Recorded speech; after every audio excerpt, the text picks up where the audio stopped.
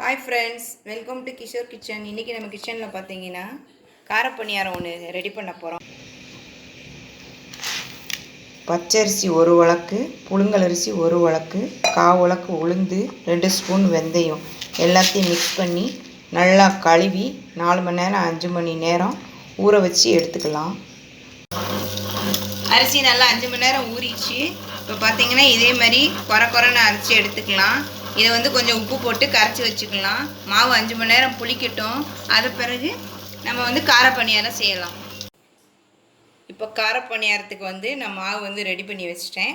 இப்போ அது தாளிக்கிறதுக்கு தேவையானதெல்லாம் பார்த்தீங்கன்னா வெங்காயம், பச்சை மிளகா அதிலே இருக்குது. நம்ம காரத்துக்கு தேவையான அளவு பச்சை மிளகா, கொஞ்சம் மல்லி இலை, தேங்காய் சீல் பொடி பொடியாக கட் பண்ணி எடுத்து வச்சுருக்கேன், கருவேப்பிலை, இஞ்சி. இப்போ எப்படி தாளிக்கிறதுன்னு பார்க்கலாம் வாங்க. இப்போ காரப்பணியாரத்துக்கு தாளிக்க போகிறோம். லேசாக கடுகு, உளுந்தம் பருப்பு 2 சேர்த்து போட்டுக்கலாம். கடுகு வெடிக்க ஆரம்பித்தோடனே 1 ஸ்பூன் கடலைப்பருப்பு,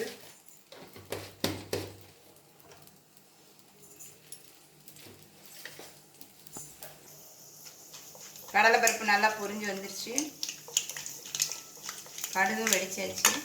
இப்போ நம்ம வெங்காயம் எல்லாம் சேர்த்துக்கிடலாம். வெங்காயம், இஞ்சி என்னென்ன வச்சுக்கோமோ எல்லாமே கொஞ்சம் இதை நல்லா கொஞ்சம் வதக்கிக்கிடுவோம். ஒரு 2 நிமிஷம் வதங்கட்டும்.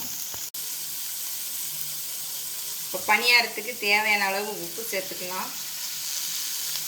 அதே மாதிரி கொஞ்சம் பெருங்காயத்தூள்,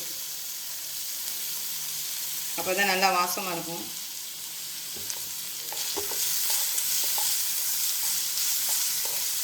மாவில் நான் கம்மியாக தான் உப்பு போட்டு அரைச்சிருக்கேன் பணியாரத்துக்கு. அதனால் நான் இப்போ பணியாரத்துக்கு தேவையான உப்பு அதை சேர்த்துட்டேன். ஓகே, நல்லா வதங்கிடுச்சு. ஒரு 5 நிமிஷம் ஆறினோடனே மாவில் கொட்டி கலந்துக்கலாம். செட்டிநாடு காரப்பணியாரம் மாவு கரைச்சாச்சு. இப்போ பணியாரக்கல்லை வச்சு எண்ணெய் ஊற்றிட்டேன். ஸ்டவ்வில் வச்சாச்சு. இப்போ கொஞ்சம் கொஞ்சமாக ஊற்றி எடுத்துக்கலாம்.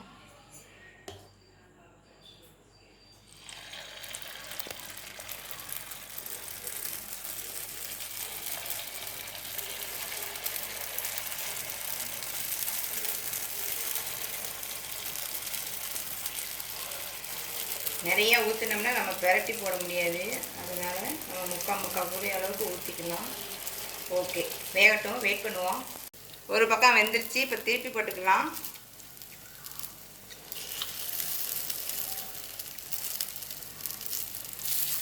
சிம்மில் வச்சு தான் வேக வைக்கணும், இல்லைன்னா பணியாரம் வேறு மாதிரி ஆகிடும். மாவு அப்படியே பொங்கி வரனால தான் நம்ம முக்கால் புளி ஊற்றினாலும் பணியாரம் வெளியில் வந்துச்சு, பரட்ட முடியலை.